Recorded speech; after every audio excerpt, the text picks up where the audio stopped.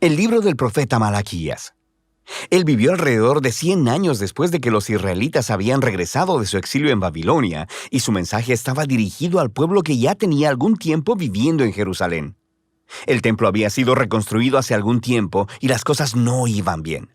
Solo recuerda las historias de Esdras y Nehemías. Ahora, cuando los israelitas regresaron del exilio, sus expectativas eran altas. Ellos regresarían y reconstruirían sus vidas y el templo. Todas las asombrosas promesas de los profetas se harían realidad. El Mesías vendría y establecería el reino de Dios sobre un Israel unificado y sobre las naciones, y traería justicia y paz para todos. Pero eso no es lo que sucedió. Los israelitas que habían repoblado la ciudad demostraron ser tan infieles a Dios como sus ancestros, resultando en pobreza e injusticia. Así que en Malaquías descubrimos lo corrupta que se ha vuelto esta generación.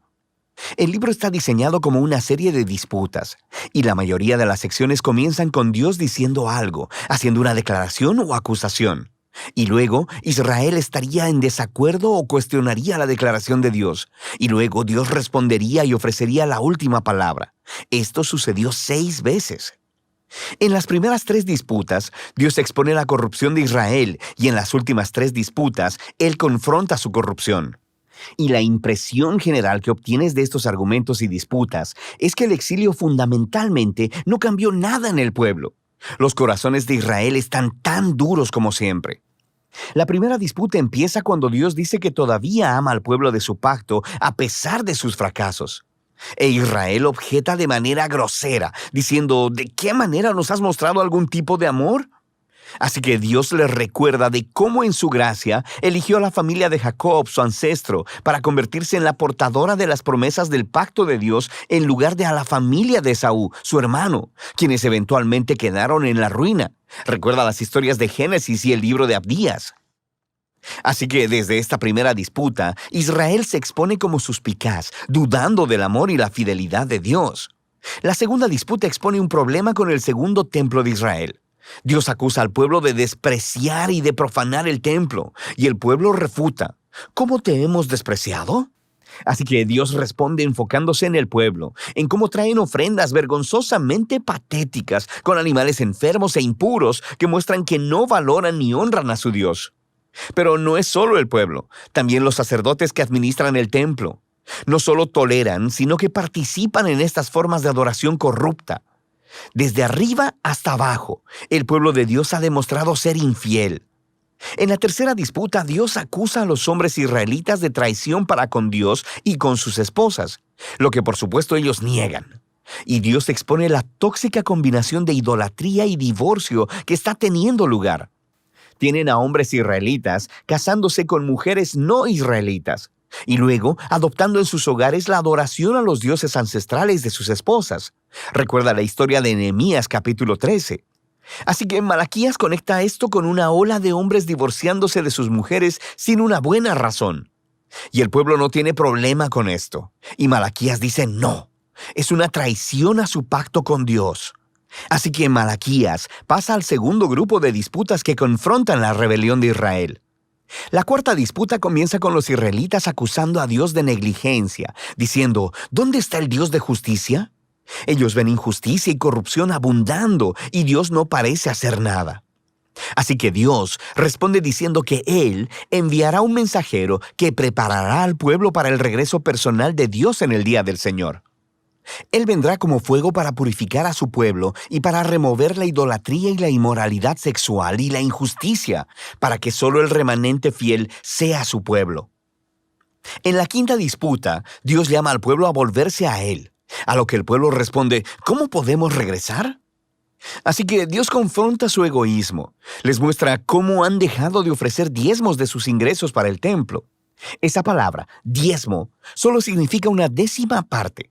Es la cantidad de ingreso y frutos que los israelitas debían donar anualmente para mantener al templo y a sus sacerdotes. La práctica se explica en diferentes partes de la Torá. Ahora, sabemos por Malaquías y por el libro de Nehemías que el pueblo estaba descuidando esta responsabilidad.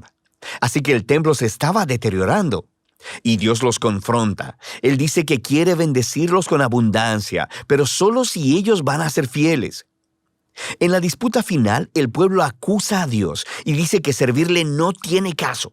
Ellos observan a los malvados y orgullosos teniendo éxito en la vida y Dios no hace nada. Y la respuesta de Dios, por primera vez en el libro, no es un discurso, sino más bien una historia corta acerca del remanente fiel en Israel, de las personas que temen al Señor y aman reunirse y hablar acerca de cómo honrar a Dios y cómo servirle. Así que Dios ordena que un libro memorial sea escrito para estas personas, para que puedan leer el libro y recordar el carácter y las promesas de Dios. Aquí Malaquías está reflexionando en el regalo divino de las Escrituras, cómo ellas nos apuntan al pasado para recordar lo que Dios ha hecho para inspirar fidelidad y esperanza para el futuro. Lo que nos lleva a la conclusión del libro. Esta retoma y desarrolla todavía más las imágenes de la cuarta disputa acerca del futuro día del Señor. Dios dice que ha determinado un día de juicio purificador que consumirá a los malvados de entre su pueblo. Pero lo que la conclusión añade es sobre el futuro del remanente fiel, porque para ellos el día del Señor no es una amenaza, sino una ocasión de gozo. Será como los rayos de sol de la mañana, que traen sanidad y vida y esperanza para el futuro. Y así terminan las disputas de Malaquías. Pero todavía queda un poco más en el libro. Los últimos 3 versículos no son parte de las disputas, y en realidad funcionan como un apéndice final. Le dan cierre no solo a Malaquías, sino a toda la colección de la Torá y los profetas. Primero, el lector es llamado a recordar la ley o la Torá de mi siervo Moisés. Esto recuerda la historia y las leyes del pacto que encuentras en los primeros libros de la Biblia. Pero luego, escuchamos este resumen de los libros de los profetas. Yo les envío al profeta Elías antes que venga el día del Señor, quien restaurará los corazones del pueblo de Dios. Así que esta conclusión resume la Torá y los profetas como una historia unificada que apunta al futuro. Israel fue redimido por Dios y luego lo traicionó por la rebelión y dureza de sus corazones, quebrantando las leyes de la Torá. Pero las Escrituras anticipan un día en el futuro en que Dios enviará un nuevo profeta, un Moisés, un nuevo Elías, quien restaurará al pueblo de Dios y sanará sus duros corazones. Recuerda todas las promesas de Deuteronomio y Jeremías y Ezequiel. Así que este apéndice final presenta las Escrituras como un regalo divino para leer, meditar y orar. Nos dicen la verdad acerca de la condición humana, acerca de nuestro egoísmo y pecado. Pero también anuncian la promesa de Dios de que un día Él enviará un mensajero y que luego Él se presentará personalmente para confrontar la maldad, para restaurar a su pueblo y para traer su justicia sanadora. Y de esta esperanza futura tratan Malaquías, la Torá y todos los profetas.